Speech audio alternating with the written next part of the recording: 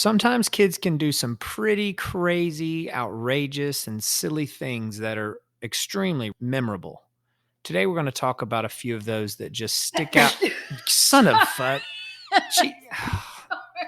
Stay tuned. I'm Colby. And I'm Katie, and you're listening to What Would Teachers Say?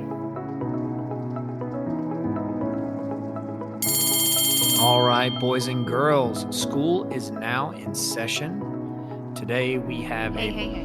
What? Let me address something before we get started. Okay. My bad.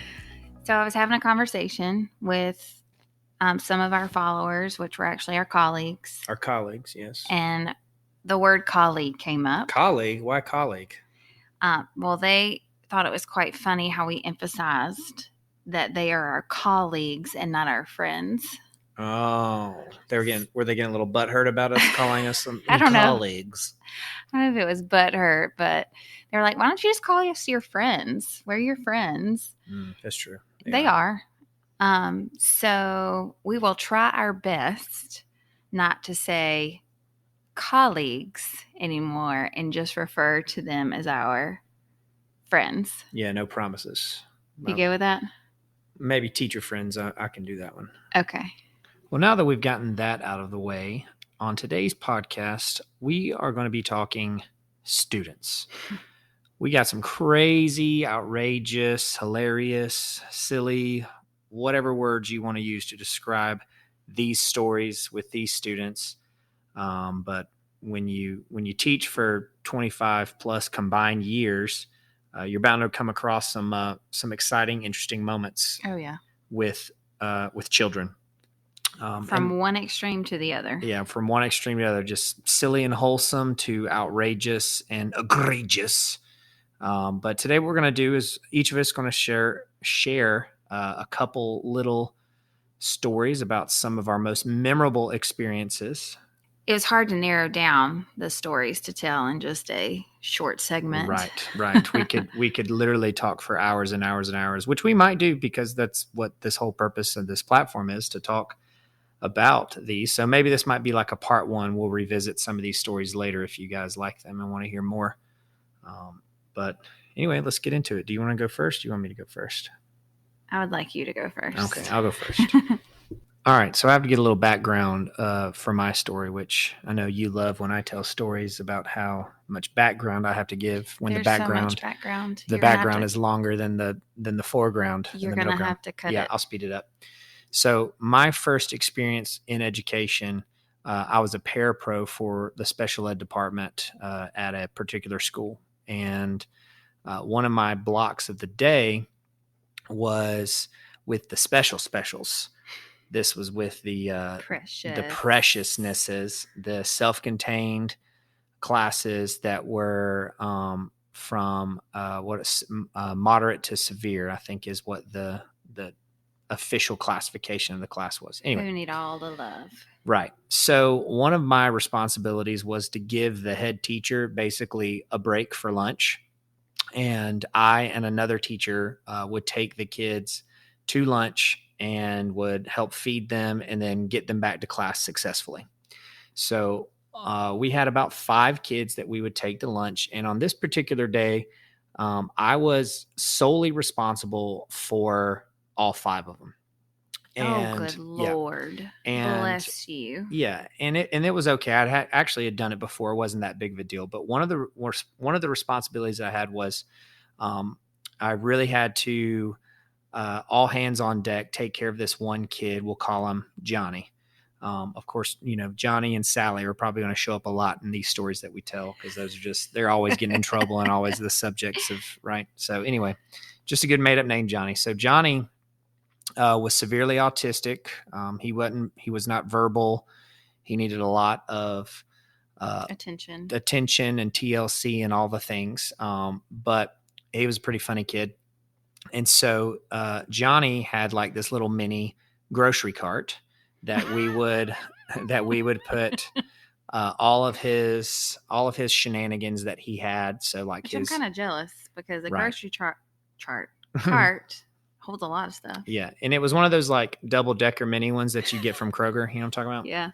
Anyway, Johnny was notorious too with that grocery cart, just destroying the ankles of innocent bystanders walking through the halls, which I felt so bad I'd have to apologize for. But anyway, this is not the ankle breaker Johnny story with the grocery cart. This is a lunchtime story. So Johnny is pretty messy. So we had wet wipes and paper towels and things like that. But one of Johnny's favorite meals was the salads, which is just crazy to think about. Salad. Yeah, salad. And something that he really, really liked about the salad was that it would come with raisins. Ugh. So also within Johnny's cart was a little, I don't even know what you call this thing, but it was a voice machine where he would touch certain symbols, and the symbols would have pre-recorded words on them, so he would help be able to communicate with you. So it had a bunch of things like please and thank you and more and food and just all those basic things, so he could communicate what he needed or wanted at the time. And Johnny was pretty good with these things. So one day, we're at lunch. I got him his salad. I got a couple of the other kids already situated with their lunches, and they're going ham on their ham sandwiches and just doing all kind of whatevers. Anyway, so Johnny, I am prepping his salad fork. And so what we do is I'll, stab a couple pieces, dip it in some ranch, and then lay it on the side of the table. And then Johnny would pick it up and eat it. So we got, through with all the salad. And then I don't think he knew, I think it was one of the first times he'd actually had raisins. We got done and I put a couple raisins on his fork and he ate them. And then he looked over at me and he had this silly grin and this laugh that he would always do. He'd look over me and grin and go, and that was his communication, like when he thought something was funny. So control yourself.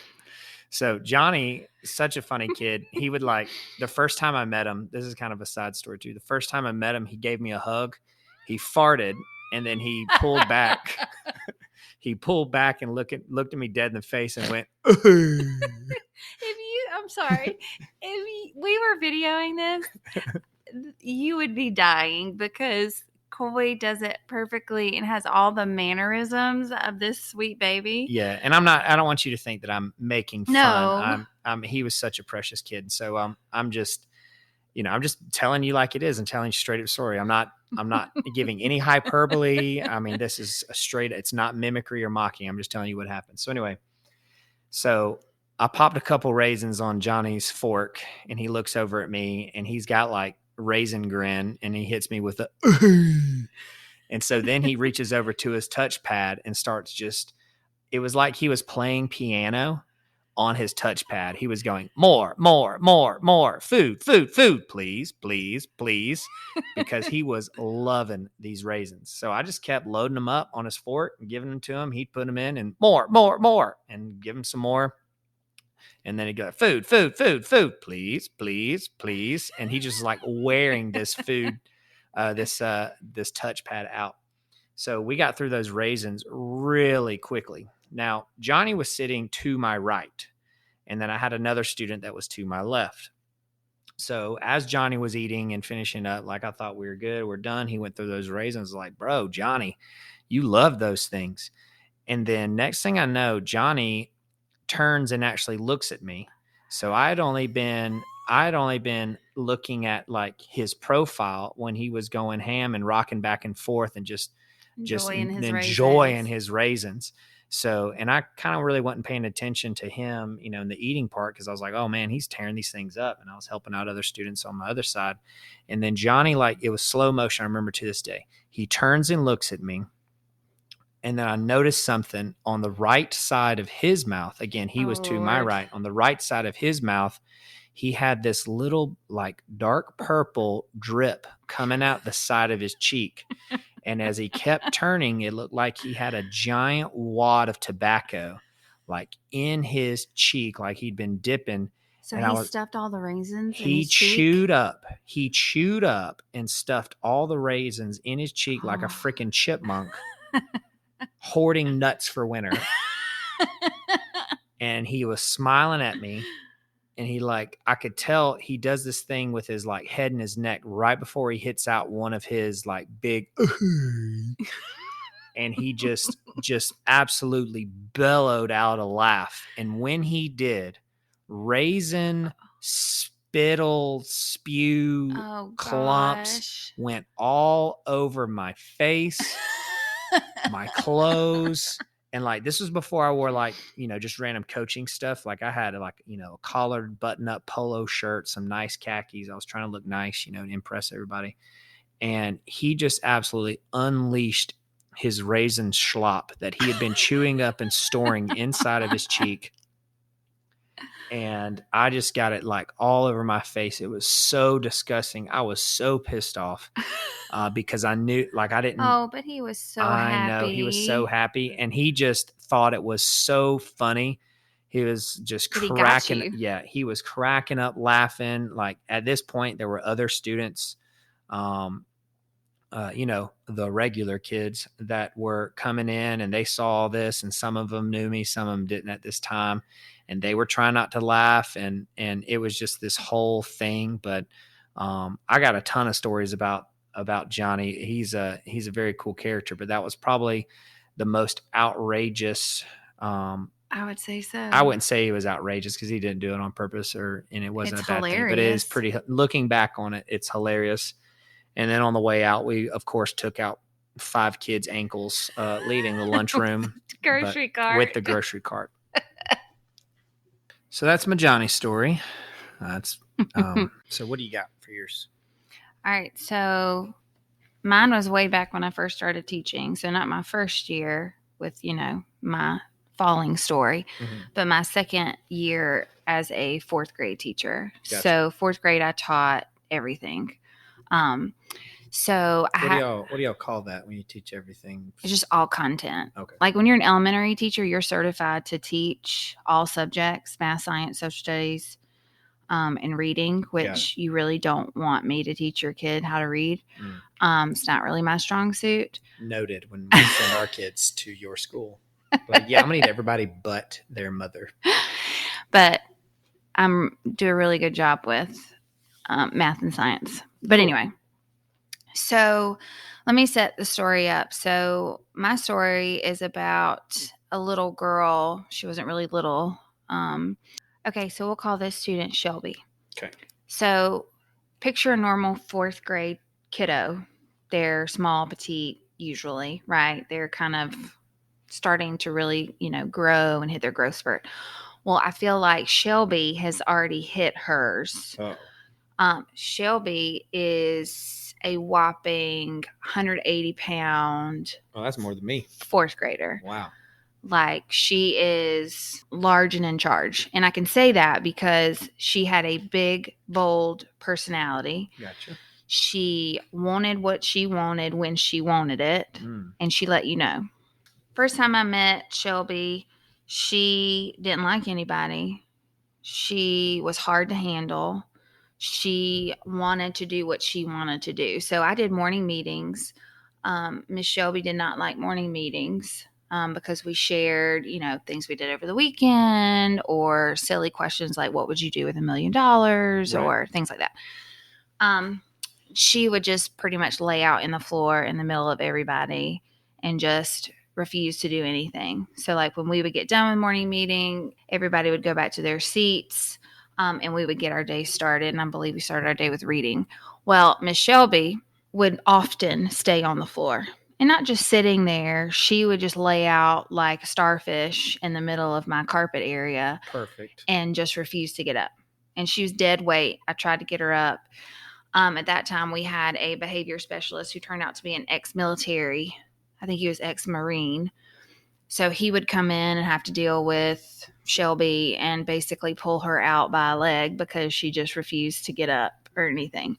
And we became really good friends because Shelby often was just off the chain. The story that is the craziest, outrageous story for Shelby is we had, in the county that I was teaching in at the time, we had county writing assessments that tested their quality of writing. Right. So they had a different they had a topic they had to write upon, and they gave us specific paper that they had to write on, and they could not write too much, because if it didn't fit on that paper, it wasn't graded, right? Which I thought was, in my opinion, stupid, but nobody asked me. Yeah. So I do my walking around like I normally do on state testing, and I'm noticing that like she's into it, which I'm grateful for, because that's usually not her. Right. And I noticed that she's writing ginormous, like massive letters, to where I know she's not going to be able to fit all of her ideas on that paper. Shelby sized. Yeah. So I got a little nervous. So I just squatted down right next to her in her ear. It was really quiet. And I was like, Shelby, I love all the ideas that you're getting down on your paper, but let's try to write a little bit smaller so we can fit all of them on this piece of paper. You know, trying to make it positive and not be like, stop writing so big. Yeah, of course. Well, Shelby didn't like that very much. So much so that she pushed her desk, threw it over during the assessment. The state mandated writing assessment. Okay. Well, it was Countywide. Almost hit the kid in front of her. Pushed her chair back, threw her chair. So all my kids are startled. Of course. So I'm trying to kind of not push her, but get her to the back of the classroom, because I actually had a door to the outside. Yeah. So I was trying to get her to the door to the outside to get her out so that it wouldn't disrupt all the other kiddos even more than it already had. She didn't like that either, so much so she was so strong that she took me, pushed me up against the wall, and wedged her and I between the wall and my filing cabinet. Oh, wow. So if you've ever put your filing cabinet on the wall, you know there's very little room. So I had maybe, what is that, like 5 inches? 5 inches away from the wall. So she kind of wedged us in there, and she had me in a hold. I don't even remember if I pushed the button or if I made my kids push the button to kind of send some help down there. It took administration at least 15 minutes to get down to my room. Goodness. So I was in a hold for a long period of time. Just wedged up against the wall on the filing cabinet? And her caught me and her just, snuggling up in that corner right there, which really wasn't a comfortable snuggle. Did they get this girl involved in wrestling later on? I have no idea. But finally, admin came. We got her calmed down enough to get out of the room, de-escalated somewhere else. I had bruises from where she had pressed me up against the wall, all because of a simple comment about her big girl bubble letters. Her letters and how she was writing. Fast forward a little bit, Shelby and I became the best of friends as the year progressed. She just needed somebody to love her and to know. She needed to know somebody cared about her, because her background was not very solid. She didn't have that influence. So by the end of it, she was giving me bear hugs in a positive way instead of not a negative way next to a filing cabinet. Yes. So that's one of my outrageous stories. Wow. Shelby seems like a real little bowling ball. She was. That's crazy. Well, I'm glad that it worked out okay and y'all became kind of buddies. I wonder what she's doing now. Do you follow her on any social media? I don't. I hope that she is doing as well as she can with her circumstances. Good. Well, my next one is kind of a short one. It's funny that this one also has to do with testing. I feel like that's kind of a reoccurring theme for us on the podcast so far. All of our most memorable moments have to do when the stakes are the highest. But anyway. Has to have some excitement. Exactly. And this one has to do with a student we're going to call Doug. Doug had a dog, and this has been many years back. And, why did he have a dog? Well, Doug needed a dog because it was his emotional support animal. Okay, gotcha. Doug would sometimes get a little bit razzled and frazzled and would need to lay on the ground and spoon with his dog. I'm sorry, what? Yeah, and we're gonna move on from that part, but that's not Please actually my outrageous or silly story. Doug spooning with his dog, because I had Doug in class at one point in time, and the first time I saw it, I was like, "What's happening here?" But anyway, so one day on testing day, we had the first lunch session, and then we were going to start testing immediately right after that lunch session. So there's a lot of foot traffic going on. Well, backstory, like always, Of course. Doug's dog hadn't been feeling well because Doug got a hold of some mushrooms at their house, Some shrooms, and it gave him some tummy troubles. And I think like it was actually kind of significant because, if I'm not mistaken, at this point in time, they had to like take him to the doctor. Part of his fur had been like shaved off so they could like check and see and just make sure everything was okay. That might have been another something, but anyway, Doug's dog had some tummy troubles. We know what happens with that. Yeah, we know what happens with tummy troubles. Yolanda. Another reoccurring theme. So anyway, Doug is walking his dog down the hall, and we're about to have our state testing, and so we're shuttling the kids in the room and trying to get everybody ready for their tests. And so it's kind of hectic. We're saying like, put your bags here, move this way, move, to all this kind of stuff. Well, Doug is at this point is dragging his dog by the collar, because the dog is just dropping just wet diarrhea turds as they're walking down the hallway during class change. And people are stepping in it? Yes, are stepping in it and tracking it down the entire hallway. And now this is a very crappy moment because